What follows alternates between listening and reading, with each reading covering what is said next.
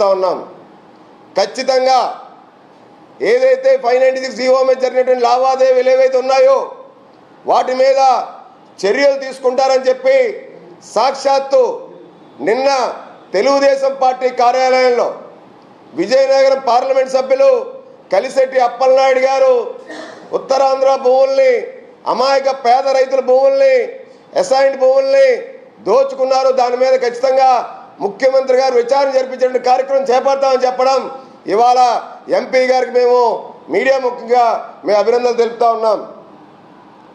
నేను విన్నాను అని చెప్పినటువంటి జగన్మోహన్ రెడ్డి ఉత్తరాంధ్రలో ఉన్న కొండలను పిండి చేసి భూములు మొత్తం కబ్జా చేశారు. అందుకే ఉత్తరాంధ్రలో జరిగిన భూ అక్రమాలపై ఖచ్చితంగా విచారణ జరపాలని చెప్పి వాటిని ఎవరైతే భక్షించారో వారిపైన కఠినమైనటువంటి చర్యలు తీసుకోవాలని చెప్పి మేము డిమాండ్ చేస్తూ ఉన్నాం. ఇక విశాఖ నగరంలో నడిబొట్లో మీ అందరికీ తెలుసు, గత తెలుగుదేశం ప్రభుత్వ హయాంలో దస్పల్ల భూముల్ని ప్రభుత్వ భూములుగా కాపాడుకుంటూ వచ్చారు చంద్రబాబు నాయుడు గారు.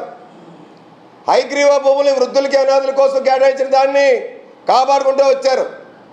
ఎన్సీసీ భూముల్ని, అలాగే ఋషికొండని, అలాగే ప్రభుత్వ ఆస్తుల్ని, ప్రశాంత విశాఖ నగరంలో ఉన్నటువంటి ఆస్తులన్నింటినీ కూడా ఇదే చంద్రబాబు నాయుడు గారు కాపాడుకుంటూ వచ్చారు.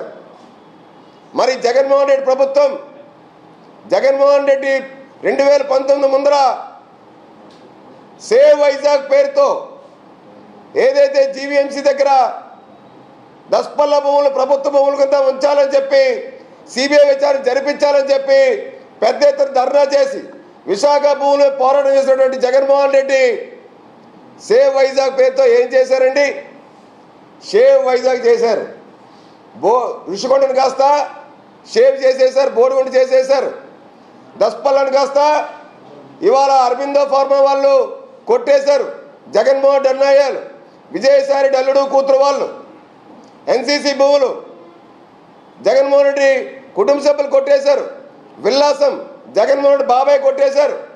సముద్ర తీర ప్రాంతంలో భూములు, విశాఖలో ఉన్న భూములన్నింటినీ కూడా సేవ్ వైజాగ్ పేరని చెప్పినట్టు జగన్మోహన్ రెడ్డి షేవ్ వైజాగ్ చేసేసి ఏదైతే చేసే మొత్తం ఈ భూ అక్రమాలకి, భూ దోపిడీ పాల్పడ్డారో ఈ భూదోపిడీ మొత్తం వ్యవహారం మీద ముఖ్యమంత్రి చంద్రబాబు నాయుడు గారు శాఖల వారీగా శ్వేతపత్రాలు ఏదైతే విడుదల చేసి రాష్ట్ర ప్రజలకి రాష్ట్ర స్థితిగతులు ఏదైతే చెప్తానంటున్నారో అదేవిధంగా మేము ముఖ్యమంత్రి చంద్రబాబు నాయుడు గారిని, మా అధినాయకులు పవన్ కళ్యాణ్ గారిని ఒకటే కోరుతున్నాం.